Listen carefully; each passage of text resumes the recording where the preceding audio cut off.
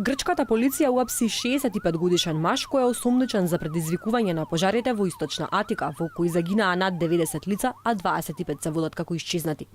Пред обвинителството сведочеле 9 лица кои го сметаат за одговорен за пожарите.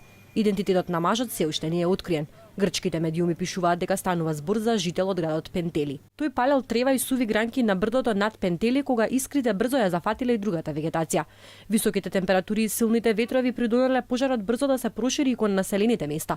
Кога сватил колкав пожар предизвикал и неговите трагични последици, тој се обидел да ги сокрие своите траги со земја, чакал и вода. Според неговите соседи, тој во минатото палел смет и суви гранки. Грчкиот премиер Алексис Ципрас, без претходна најава и далеко од медиумите и новинарите, денеска ги посети населбите погодени од минатонеделниот пожар.